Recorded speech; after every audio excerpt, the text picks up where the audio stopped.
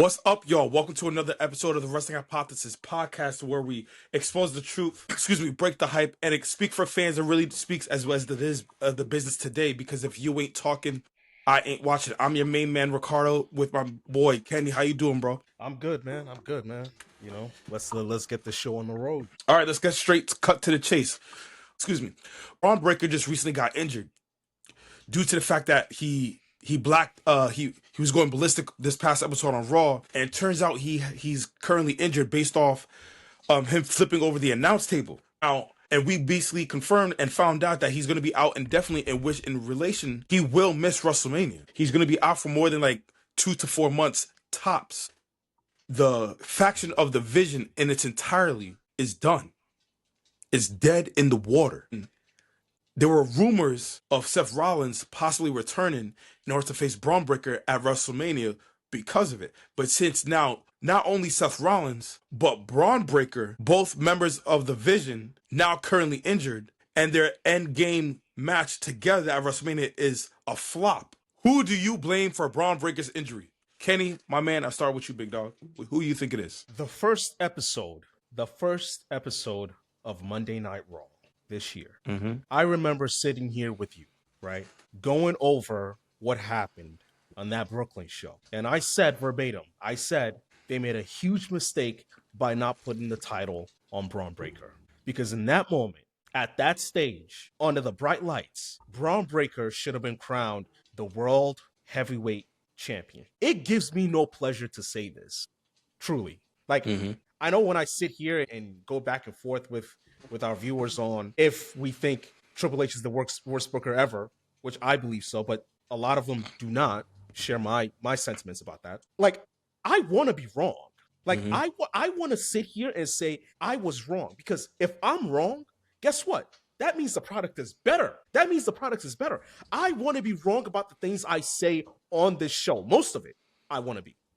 Right? Because that would mean that we are getting good products and there's nothing to complain about. Ladies and gentlemen, boys and girls, children of all ages, we sit here tonight is February 15th, 2026. Bron Breakker is injured because of Triple H. Yes. I'll say it again for the people that did not hear me. Bron Breakker is injured because of Triple H. The reason why it's Triple H's fault is because Bron Breakker would not have been flipping tables if he was World Heavyweight Champion. I want someone to tell me I'm wrong and tell me why I'm wrong in saying that. But I truly believe Bron Breakker would not have been flipping tables if he was World Heavyweight Champion. I truly believe that. And we sit here today, less than 2 months away from the biggest show of the year.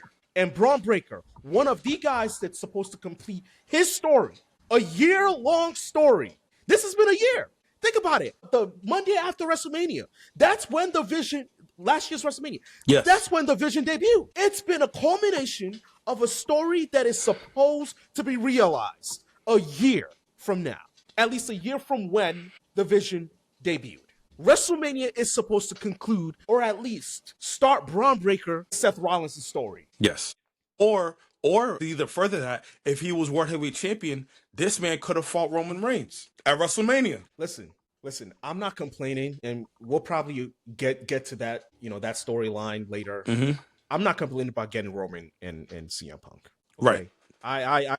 I'm not complaining about that. But I do know that we're not sitting here having a discussion about Bron Breakker being injured, flipping tables, if he was World Heavyweight Champion. The reason why, and I know they'll bullshit you guys and say that it was a training injury. Bullshit. What Michael Cole said on Monday Night Raw was bullshit. We know that he did not get injured training. He got injured flipping that table. So think about it for a second. You didn't crown Bron Breakker champion after that Monday Night Raw, the first Monday Night Raw on Netflix this year. You did not crown him champion. Okay, fine. Now he's forced to go into the offensive. Now he has to do things that he shouldn't be doing. As one of your marquee guys, it's his job to stay healthy, at least until WrestleMania. It's a foregone conclusion, right, that Seth Rollins could, not will, but could be available for WrestleMania. Yes, that's a big deal. And if that is the sentiment that we're all going with here, why risk that? Why feel like Bron Breakker needs to risk himself? The only way Bron Breakker would need to risk himself is if he was chasing the champion. And that's exactly what happened. You do not need your future, the future of your company, because you were so lazy, you were so adamant that this guy was not ready, that you needed him to be the aggressor going into WrestleMania. He did not need to be the aggressor. We don't care if CM Punk gets injured again. Let me say that again. I don't give a fuck if CM Punk gets injured again. This man is over 40 years old. He is not the future. I don't care if CM Punk gets injured again. He is not the future. He is the past. He is not the present, and he is not the future. Braun is. So why not treat him accordingly? Why not treat him accordingly? You told us that he wasn't ready. Okay, great. And now he's injured. I would rather Bron Breakker be champion going into WrestleMania than him injured and CM Punk be champion going into WrestleMania. Why? Because WrestleMania makes stars. WrestleMania makes stars. So let's be very, very clear. The fact that CM Punk is going into WrestleMania as champion, listen, CM Punk is great. He is great. I am not denigrating CM Punk's greatness as a superstar. I am strictly saying he is not the future. A 46-year-old man cannot go over a 28, 29-year-old star in Bron Breakker leading it to WrestleMania. You just mortgage your future for a 46-year-old man and a 40-year-old man in Roman, or I'm not even sure. Yeah, 40. He's right. You're right. 40. In a 40-year-old Roman, that we could get that main event now, right? And what happened to a year, 2, 3, 4 years from now? Are they going to be here? Is CM Punk going to main event WrestleMania at age 50? Is that what we're talking about right now? Really? Bron Breakker was supposed to be your future. Bron Breakker was supposed to be the guy. Fuck all that bullshit. I don't want to hear that shit about how it's supposed to be CM Punk and CM Punk and Roman can main event night one. That match can main event any WrestleMania. And I get that. Not all main event matches are created equal. You can still have Bron Breakker walk into WrestleMania and as the champion and not main event it. It's okay. Last year, 3 men didn't fight for a championship in night one of the main event. So do we desperately need a championship match in one of the main events on night one? No. Do we really need it? No, we do not. Proved it last year. Right. We proved it last year. So why can't Bron Breakker walk into WrestleMania as the champion and not be either night one or night two main event? Why can't that not be a thing?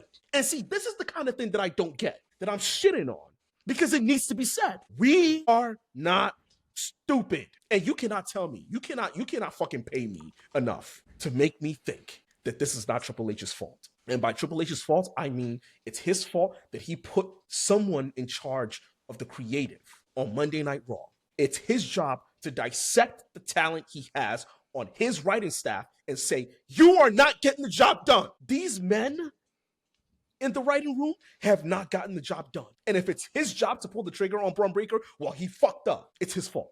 Completely. Oh, strong, passionate words, my guy. I respect it. Now, usually, this is a debate show, but we're on an equal playing field right over here for Triple H. Triple H put this man in a pretty bad situation. Now, you and I both know, bro, that when you are the one in charge, you got to protect your stars. You have to protect your investment. My thing was, it's one thing if you didn't make this man, Bron Breakker, become World Heavyweight Champion on Raw. I wouldn't have a problem if they ran it back at the Royal Rumble and he won at the Royal Rumble. I would have been cool with that. But the fact that you have this man be in the Royal Rumble at number 2, and not only that, you make him... Remember what you said not that long ago, bro, when you said you convincingly made Bron Breakker not championship worthy? You even lessened his impact as a superstar by making him be eliminated by Obafemi in 5 minutes. If there wasn't a worse way to disintegrate your superstar, it was the Royal Rumble. That was, for me, the final nail in the coffin, to which it's something that Bron Breakker can't come back from, which now since he's injured because of the announcing table flip, you just made it even worse. Strike 1, you made him lose at Monday Night Raw for the World Heavyweight Championship. Strike 2, you eliminate him within 5 minutes when the Royal Rumble started. Strike 3, you made him go ballistic by flipping over the table and get him injured. And now he's out for more than 3 to 4 months. Missing WrestleMania, I might add. It doesn't make any sense. You cannot put your superstar in a precarious situation to where it's risky to a point he could be injured at almost in any occasion, but you don't do that with the announce table. Excuse me.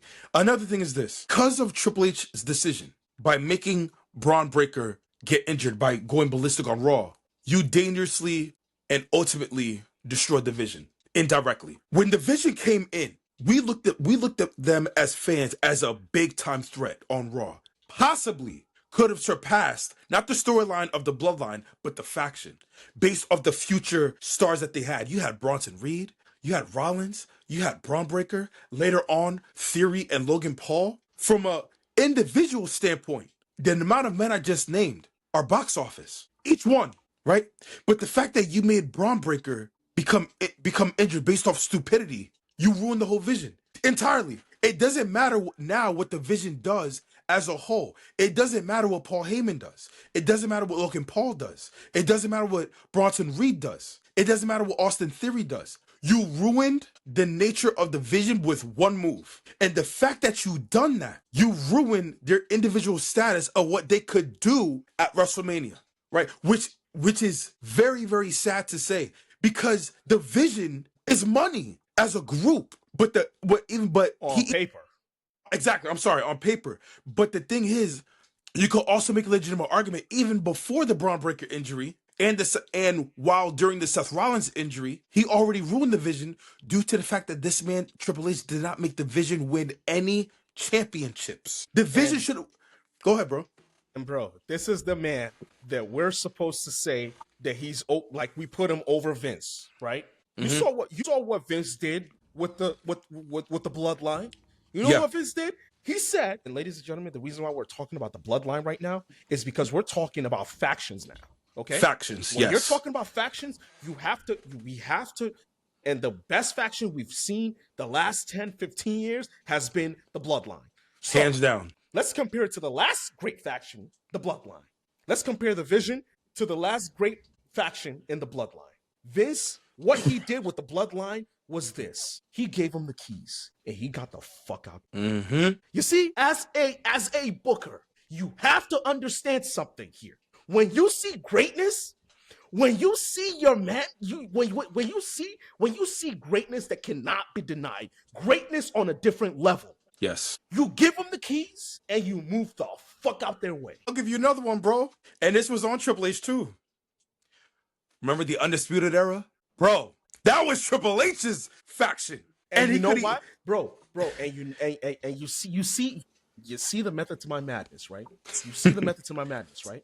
There's no way I believe that Triple H came up with the Undisputed Era, architected all of that, right? And then turned around and then did this with the Vision. I don't believe that for 1 second. I don't think a man that creates the Undisputed Era knows what to do with factions. Okay? He would know what to do with factions. I don't believe Triple H created the Undisputed Era. I don't believe that for 1 second. Because if he did, we wouldn't have the shit show that we had with the Vision right now. And what's actually funny, and it's ironic that you say that, even though it's funny when you say that, due to the fact that this is Triple H, a man who was in my personal opinion, the top two factions of all time in DX and in Evolution, right? That was a Vince creation, though. No, I understand that. But what I'm saying, I understand that was a Vince creation, you're right. But what I'm saying is, from the guy from within that was in DX and Evolution, at some point you would ought to know what you must do to elevate a faction. You would think. Exactly. You would think you would know. But the fact that he's dropping, he's missing the ball. Like it's like basketball. Like, you're the point guard, I have my shooting guard, my small forward, my power forward, and my center. And as the point guard, you orchestrate the court. You make your players better. You make everyone run as a team. And as Triple H, as the point guard, you're creating losses. You're dropping L's. You have two of your box office attractions, as far as I'm concerned, on Monday Night Raw, and Seth Rollins and Bron Breakker, and they're not getting the job done. Monday Night Raw is hanging on by a thread with CM Punk and Roman Reigns. And the fact that, and I'm not counting Obafemi, he just got there. He's going to get there, right? But like, We hope. No, I understand. I understand. With this, man. With I Triple understand. H on the helm? With this, nothing is don't know. guaranteed as of right now. Because the fact of the matter is this. The fact that this man, Bron Breakker, is hurt, Seth Rollins is hurt, the vision is done completely. The vision is done. You're not making any stars within Raw anymore. And the fact of the matter is, speaking of divisions, it's not Monday Night Raw is not surrounded by the vision anymore. Think about this, bro. Monday Night Raw is coming up. Think about this.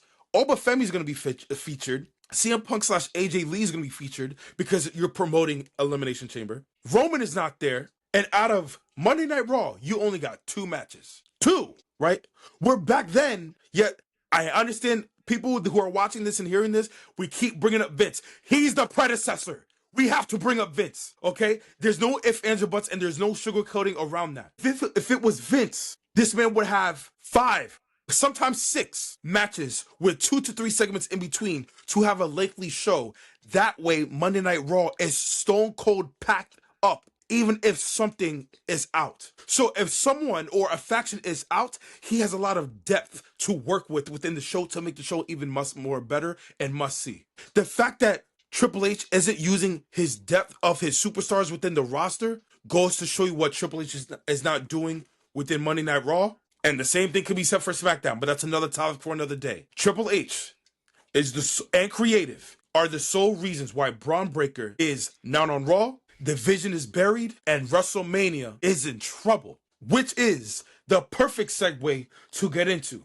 Because speaking of WrestleMania, there's been constant news of WWE creative from within that there's growing frustration based on the constant changes within the planning for WrestleMania. Ladies and gentlemen, WrestleMania is in the middle of April, okay? It's in the middle of April, and you have frustration growing within WWE creative. And the thing is, based on what we've been saying for weeks, months, and probably to you who's watching this, you've been saying this too on what the fuck that they've been doing and messing up within creative. Kenny, I ask you this. If you was behind the pen and paper, if you were creative, what would you do to make WrestleMania box office, since WrestleMania is in danger of arguably, possibly being the worst WrestleMania in the modern day era? What would you do? Okay, and I need you to stay with me here, okay? Okay, I'm listening. The only right, and there is a right answer, believe it or not.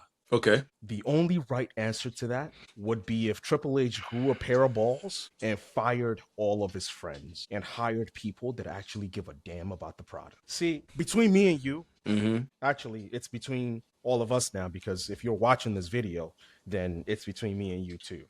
I don't believe WrestleMania will be a great show this year. I don't. And I hope I'm wrong. I hope I'm, because I'll be watching.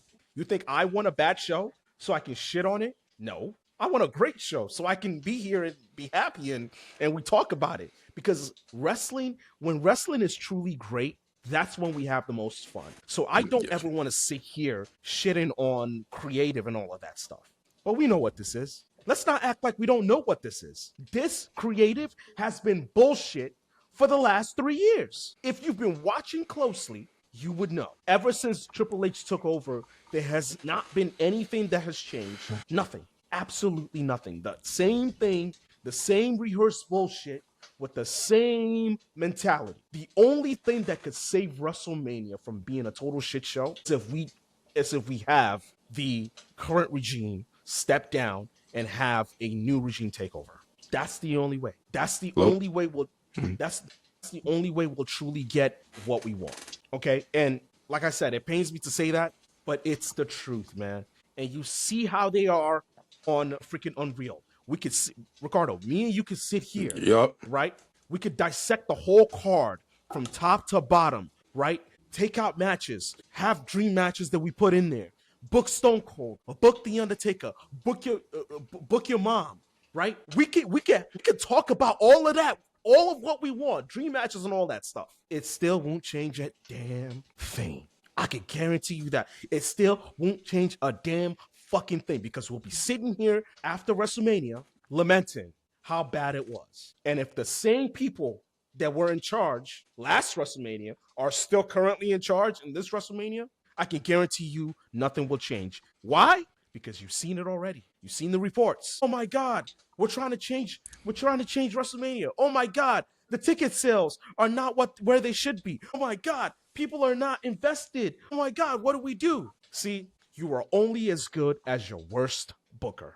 I'll say that again. You are only as good as your worst booker. And I've been on record saying Triple H is the worst booker I have ever seen. So you do the math on that. Okay. So what I would personally change, you're talking about from a creative standpoint, and I completely feel you on that. Well, Ricardo, that's what it is. WrestleMania is shit because of the creative standpoint. Yes. But I want to go, from my perspective, I personally want to go to the superstars, right? I want to go to the superstars. We'll start with SmackDown. Now, and I'll keep it short and sweet. Real simple. For the WWE title picture, you make Randy Orton become is he a 14-time right now? 14-time world champion? 15. 15?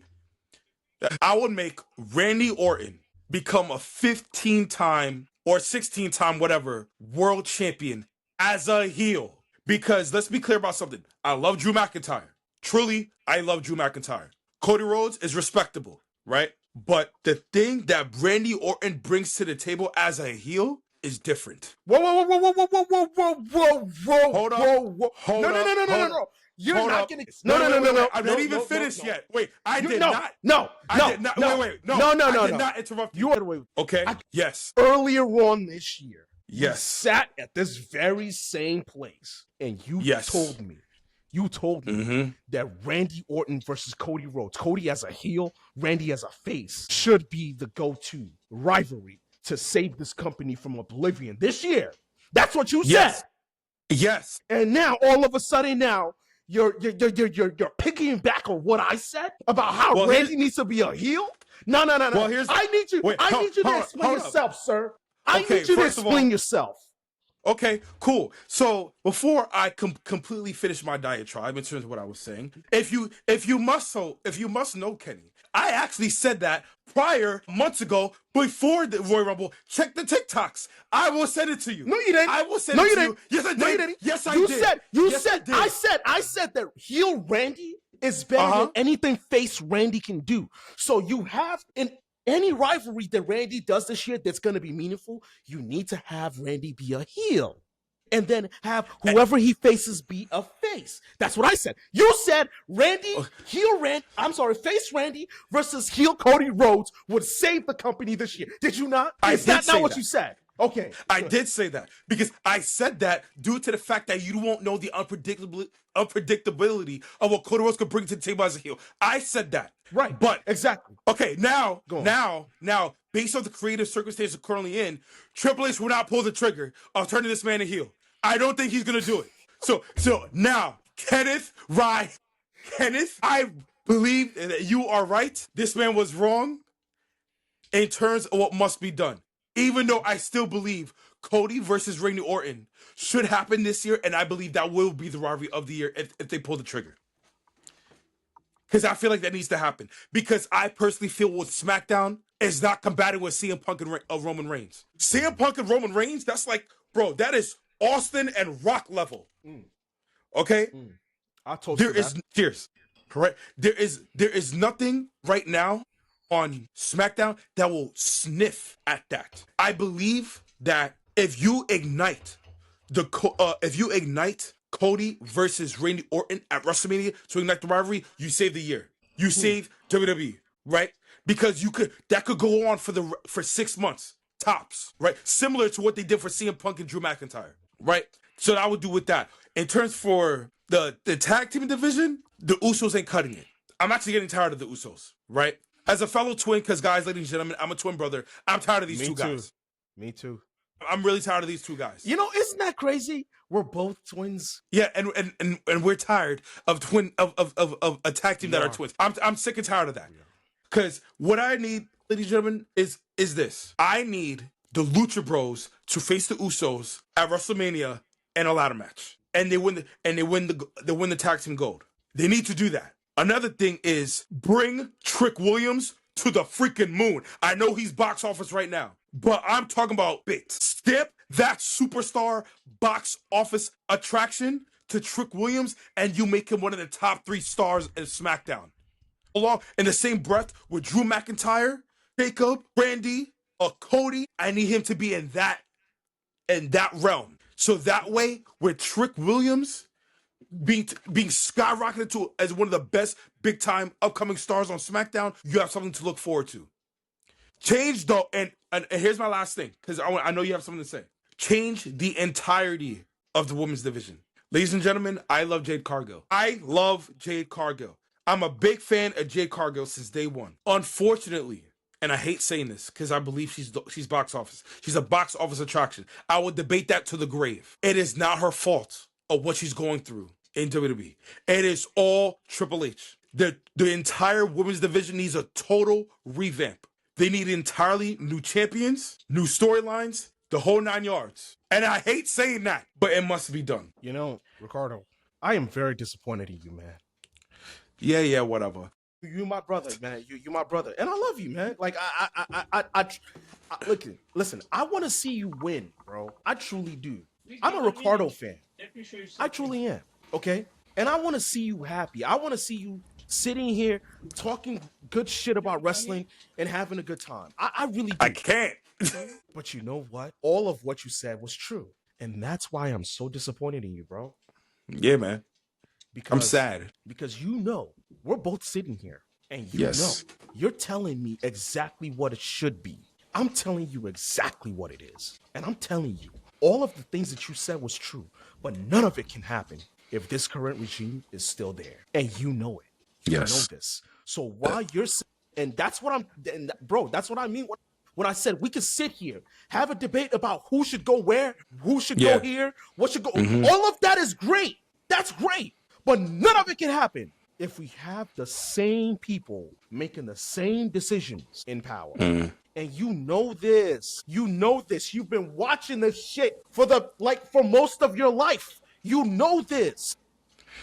Yes. We've forgotten more about wrestling than the current generation currently knows. You are only as good as your worst booker. And come on. Sorry to interrupt you, bro, but like I actually want to say this in terms of what Triple H needs to do. And now, Kenny, I usually don't do this. This is out of my element. I usually never do this. Triple H, if you're watching, this goes directly to you, man. I don't do this, but it needs to be said. Kenny brings up an excellent, profound point of firing your team because, ladies and gentlemen, for those who's watching, this is what people possibly may not know. That was Vince's team with Triple H and Creative to this day. Bruce Pritchard, been with Vince for over 20 years. Road Dogg, you got Michael Hayes. They've all been with Vince for over 30 years, each one. The only people that's no longer in his team from this current regime that was Vince's team is Vince McMahon himself and John Laurinaitis. Obviously, due to the sexual, but Triple H, you need to bring new faces and you need to bring diversity in your team. Like, for example, number one, your team needs to be younger. It can't be these age-old fucks in terms of who are past their prime and to think that they know what they want, know what to do within the creative process. We saw in WWE Unreal for the past 2 seasons, and they flipped the script. We just saw news and hearing news of current with frustration within the creative team of the consistent and constant change that they've been doing back and forth. Make your team younger. That's number one.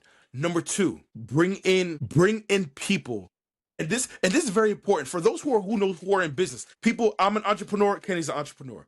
There are certain things in a team that people could disagree with that you could say no. There's a significant power of saying no that could change the landscape of everything. When you have people who are disagreed within your own team that has the power to say no, it brings a different light to the table within your creative process within an organization. Well said. That happens in football, that happens in basketball, hockey, soccer, every major sport that you could think of. There is diversity and there is conflict within a team that you could make consistent changes to make the product better. Because at the end of the day, we want to make the product better. but you have too much yes men within the team that wants to do things their own way that can't fulfill their roles correctly. And another thing, which is my last thing, and shout out to my brother Richard, because he brought this up, and I first didn't think this was possible, but I think it could happen. If I'm Triple H, I'm bringing in a female. I'm bringing in a female that knows what they're doing. I'm bringing in a female who knows the women's division. I'm bringing in a female that knows how to elevate the female roster. I'm not comparing this sport I'm not comparing wrestling to basketball. But the reason I'm bringing up basketball, Kenny, is that there's this woman named Becky Hammon. She used to work for the San Antonio Spurs, and she was Greg Popovich's right-hand woman in in his team. And within that likelihood, there were times where Becky Hammon herself had to manage the San Antonio Spurs team, and they got some wins within the NBA, and then later on got into the WNBA and won 2 championships within the WNBA within her first 3 to 4 years in the WNBA. If you bring in a female in the creative process, I'm telling you right now, you will think of an upgraded look within the women's division to how they will be properly constructed, the way they need to be constructed, and which is ironic because not from the women's part, because before we all see what we're looking at, you know who was the first 2 people that saw this from miles away? Even with Vince, you know who saw this, Kenny? It was Mercedes Moné and it was Naomi. They were the first ones that said, yo, we need change. They were the first ones dating back to COVID. And they left for a reason to make a stand. And they were right. Still to this day, because of change is necessary. And it's not raising ticket prices. It's not making Cody a repetitive champion. It's not bringing in NXT people from NXT, bringing them into the main roster and look as nonchalant or mid as possible. It's about making stories and elevating your superstars, and they're not getting it done. That is what I would change for WrestleMania, for WWE, to make WrestleMania box office. And the fact that this man Triple H is not elevating superstars, not making changes within his creative team, and WrestleMania is down in the flux, bro. Ladies and gentlemen, we have a legitimate chance of WrestleMania 42 in Vegas, or 43, whatever it might be the worst WrestleMania of all time. I'm done. That's what you need to do, Triple H. Do that, and we'll see what happens. I did. You did. You had a roundabout way of saying it, but it could have been quicker. You could have just said, you know what, Kenny, you were right, man. I would say this: we brothers from different mother. I would say that you're right. I want to say it my way. Okay, I want to say it my way. God damn it. Hey, touche. Facts. Now, since going to the next segment, that there are frustration within WWE creative and their recent struggles based off lack of stories, a good question could be asked. Since all the hoopla with WWE is going around, do you believe AEW is capitalizing on the recent struggles of WWE? The more I think about this question, and I know we deliberated over it a little bit, in our meeting before we started the show. Yes. I think AEW is in a very, very precarious situation. Okay. And the reason for that is because they have a very, very good opportunity to kind of just go against the grain, right? Take over market space and do some damage for actually since the first time they've since they came in. Yes. Since their inception. Right. Back in they have back in 2018 when they first started, and this hasn't felt like a good this opportunity hasn't felt like it's been present until now, right? Yeah. So we get that. But I think what's very, very interesting that I want to really talk about AEW with is that their main guy, the guy, MJF, and I know we deliberated about this for our OG listeners. Ricardo and I, 5 years ago on this platform, we alluded to MJF being better than Kenny Omega. Yes. Right. And our co-host Abba, BABA, who couldn't make it today, he said, and I know you're watching, Abba, he begged to defer. And I know our friend, one of our friends, Tara, she begged to defer because she was a huge Kenny Omega fan at that time, and both of them were saying like we were nuts and out of our minds. Perhaps we were, right? And I'm not Were going we to sit though? here. Hold on. I'm getting to that. Perhaps we were, but we saw the greatness from a mile away, and we knew exactly what we were talking about when we said at that point 5 years ago we would put MJF over Kenny Omega because we knew MJF was the future. At that point, he was about 23, maybe 24 years old. 23 years old. 23. Right. So we didn't we knew what we saw, right? And one thing about me, especially when it comes to sports, I will always give credit where it's due. Even maybe before, like even if you think it's premature, I will always give credit where it's due. There are some people that you see, like Victor Wembanyama. You see that and you're like, yeah, he's probably going to be like top 5 one day if he keeps going this way. Like if he keeps going this route, if he has a couple of championships, he's probably going to be like top 5, top 10, top 15, right? Like, like when you see people like that, that's MJF. And the thing that AEW has on their side is time. MJF is 29 years young. This man isn't going anywhere. In wrestling years, he has 15, 20 years on Tops. On top of what he already has done. So I need the WWE to understand something. Roman is 40. Cody is 40 plus. CM Punk is 46. Jey Uso, the guy that you guys are big on, he's over 40. No, he's 40. Over 40. Or in his 40. Okay.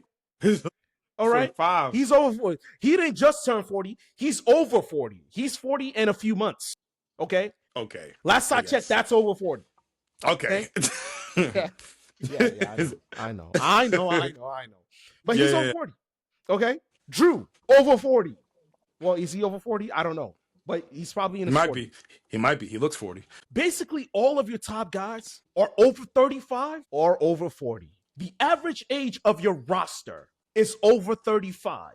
That's a problem. And I know you wrestling fans, you freaking middle of the road fans don't really give a shit about any of that. I understand. But when you see that shit, for the people that actually know this business, the average age of your roster, when it is over 35 years old, that is a problem. Why is that? Because the older you get, the more injured you get. And the more injured you get, the less leeway you have of your roster. Imagine you having 6 or 7 guys in the main roster that are over 40 years old, right? And one of your main guys, Bron Breakker, who's 29 or 28 years old, gets injured. What type of leeway does that create for your roster? That means you can't have your young guys get injured, because if you have your young guys get injured, guess what you have to do? You then have to push your older guys. And the more you push your older guys, the more injury prone they are. Look at Seth Rollins. Look at Seth. Seth is almost 40. Look at him. He's one more major injury away from his career being over. And I don't say this lightly.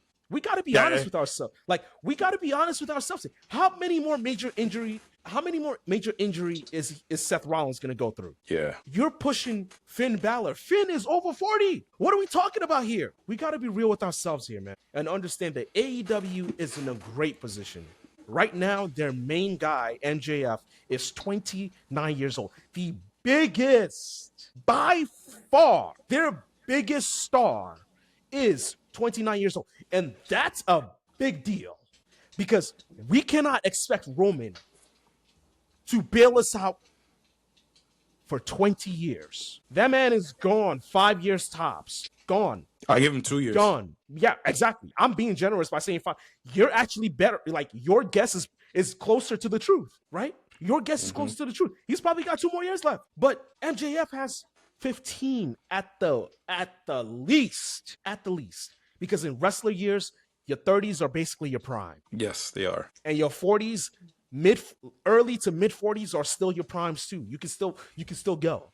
Late 40s, you're running on your last legs. Which means, by that logic, if we were to say MJF has until 45 until he runs out of gas, from 29 to 45, that's 16 years right there. That's 16 years right there of prime professional wrestling. If your top guy is 29 years old, that means you can go and you can build your roster around him. And that's why I truly believe AEW is in a very, very, very, very great spot compared to their counterpart.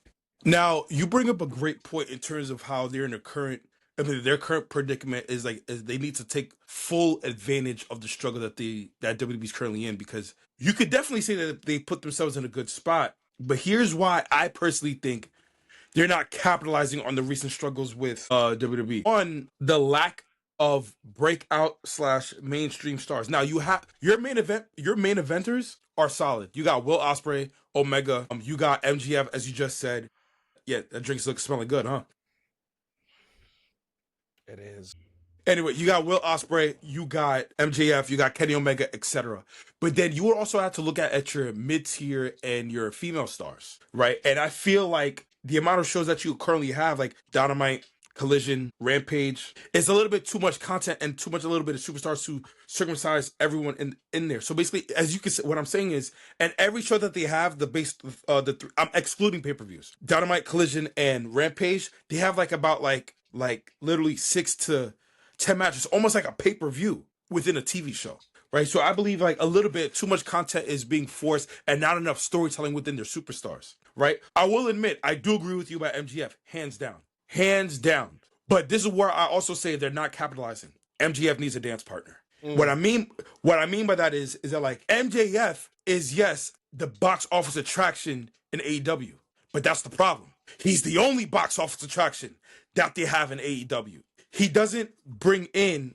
What's up? I have a question. Okay. Who was Roman's dance partner when he was the tribal chief on that 4-year run? Who was his dance partner? Comparable to him, Cody Rhodes.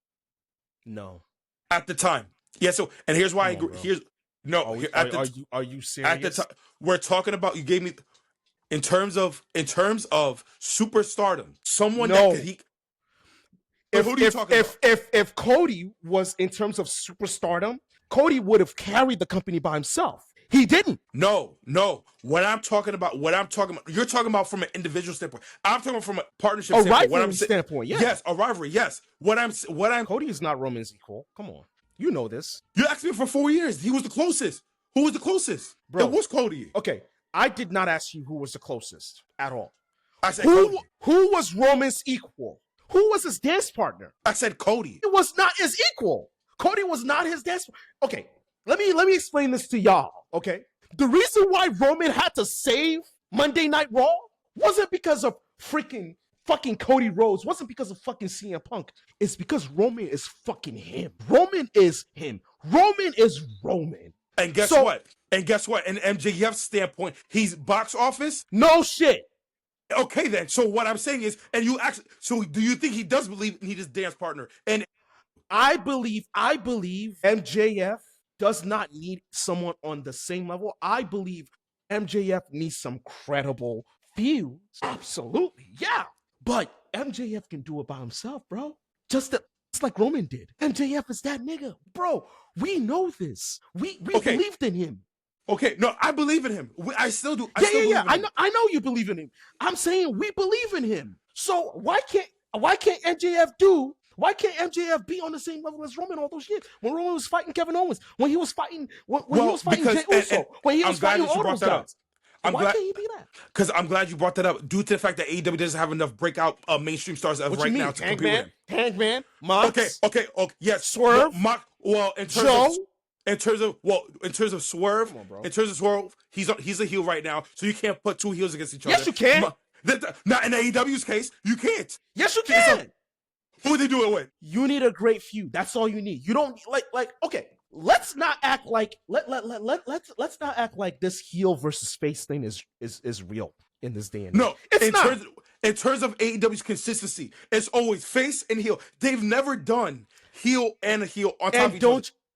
Based on their consistency. Ricardo, don't you think that's the problem then? The problem that you're alluding to is that he doesn't have a dance partner. I agree with you. I just think that the current status quo of doing the heel versus babyface thing is dead. Kayfabe is dead. So why not lean into that? Fans cheer heels all the time. Fans love MJF. They love him.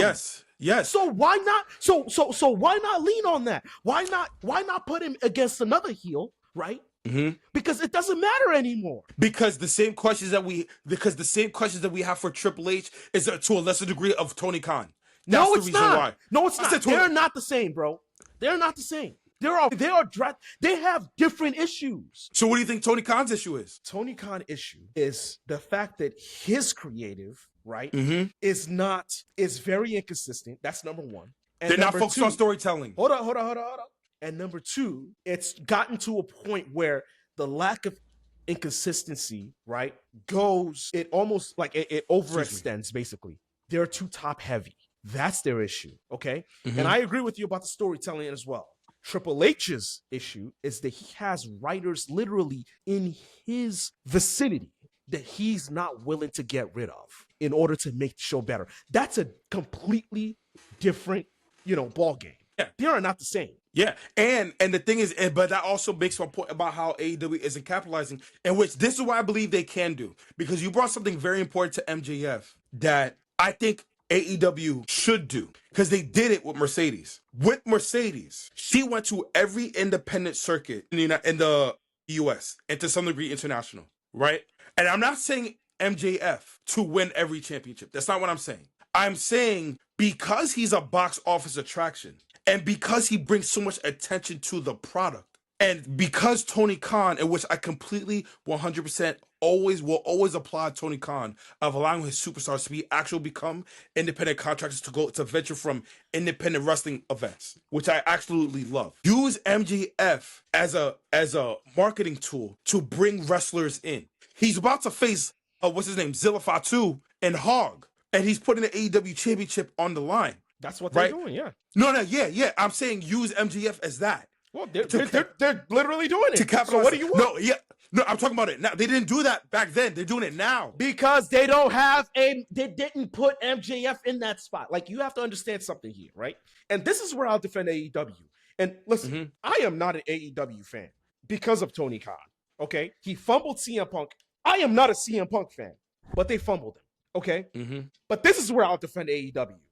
Okay. MJF hasn't, since his first title run, right? Mm-hmm. After his first title run, he hasn't been there consistently enough to the point of where they can push him to go to, like, bro, there's a reason why if Hangman goes to House of Glory and wins their championship belt, it's not the same as if MJF goes into House of Glory and defends the AEW championship belt.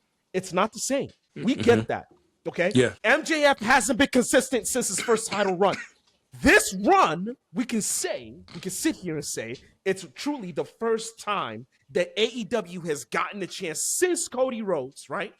Okay.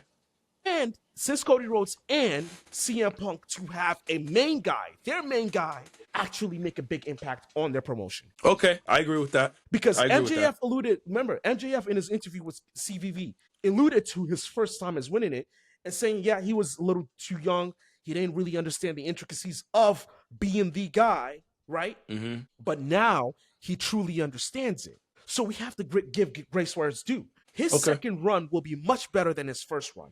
Do we agree on that at the very least? No, we agree there. We agree. And we agree that the stuff that he's doing right now with HOG or House of Glory, right? Mm-hmm. Elevates him to some degree, right? It does. At least, and if it's not in the same as Mercedes Moné, it does elevate him to that stratosphere at the very least, right? So we got to realize that this MJF thing, it's an ongoing thing, but it's definitely a thing that I do believe that can propel them to another level. Okay, so I feel you on that. So basically, the fact that since they're now capitalizing on something based on their main event picture, it's something that we gotta look forward to down the hall, and which I think that'll be great for them because I feel like that's necessary. We still, in terms of AEW and what they're doing in terms of their promotion and everything like that, and if they're capitalizing on the W, I will say this much.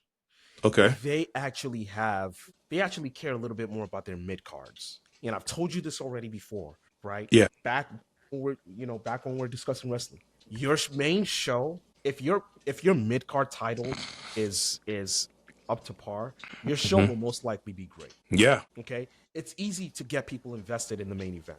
It's very easy because the main event are filled with your top guys. Okay? Everyone is going to get invested in that. But if you can get them invested also in your mid card, and I think that's one thing that AEW has over the WWE currently right now. So their mid card is In great, spades. right? Exactly. And they're women. They're Right. females. See? Their women's division is great. And you have a leader, finally, in MJF that could go toe-to-toe with, that could go toe-to-toe with anyone in that division. And we believe in him. So what more do you need, Ricardo? Bro, we like, what more could you possibly want? What I would want for AEW to do, because we spoke about this individually out before the podcast. We got to a point where like they're not hitting the viewership numbers as they should be because of the recent struggles of WWE. You're absolutely right. But that was before MJF was champion. Now that he's champion. There was, yes, but then I retort to this. There was a time when he was champion. Now I understand what you said about consistency. And I understand about, because that's a big deal. And that's something we cannot gloss over. But look at but outside of MJF, look at the past champions before MJF that was actually in solid good feuds. Hangman Adam Page with Swerve when Will Ospreay was going after the championship along with Swerve, Samoa Joe and stuff like that. Samoa Joe winning the championship. And what I mean by that is you had multiple feuds in the past that didn't even help, despite it was great, that didn't help their viewership numbers be on, not say on par with WWE, but be above average to a close to a point where it has to be. Let me ask you a question. And you're not wrong, by the way. I agree with you. Where was MJF in that? He was hurt. Okay. So let's peel back for a second. When the WWE took Roman out of the main event picture, right? Put him on the shelf, right? What happened? Yeah. They struggled. Okay. They struggled. Like I see what you're saying. Here, right? I see what you're saying. So my thing is for the people that are watching this, when your top guys are out, you're supposed to struggle. Like, we're not gonna sit here and try to make an excuse for AEW. I'm not saying AEW deserves all the credit, all the excuses. I'm simply telling you exactly what it is. The reason for that is because they have not built up the other guys. But what it forced them to do, what MJF's injury forced AEW to do was dig into their fucking bag. They got Will Ospreay, right? They promoted Swerve, right? They basically made Swerve into a household name. Yeah, they did. Right? You got Hangman. And you got Hangman. And you still got Mox. I mean, to some degree, you still got Bryan Danielson. But, he's on commentary now, I think, right? But yeah. And you got back recently Kenny Omega. Right. And Kenny Omega, Wrestling Observer, named one of his matches, I think in New Japan, or one of these other wrestling promotions as match of the year. He's still great. You still let's not act like AEW had a clean bill of health throughout all those times that Swerve, that Hangman, that Samoa Joe was champion. They did not have a clean bill of health. And I'm not sitting here making an excuse for them. I'm just saying, if they had all their guys, right, and they're still struggling, fine. Let's judge them accordingly, okay? Let's judge them accordingly. But we cannot objectively sit here and say AEW had all their guys and they were struggling. Sub 500K viewers every week. We can't say that because that's not true. That's not the case, right? Now, if they're still struggling, which they're not, but if they were still struggling with MJF as champion, time in, time out, if they're still struggling, then we could come back to this and say, okay, MJF is not getting it done. Let's get somebody else in line. But that will not be the case because MJF is box office. We know this. All right. That's what's up. But so it'll be very amazing to see on how AEW could capitalize more based on WWE's creative struggles. But another thing we could definitely agree on is that AEW knows how to use their depth of their superstars better than WWE tenfold. Look at Andrade right now. Look at freaking Kyle Fletcher. Look at Tommaso Ciampa. Yeah, and Tommaso Ciampa in one night he made him back to what he was supposed to be back then. Right? It's very funny, Trips. You can't do that. And he was one of your best attractions in NXT at the time.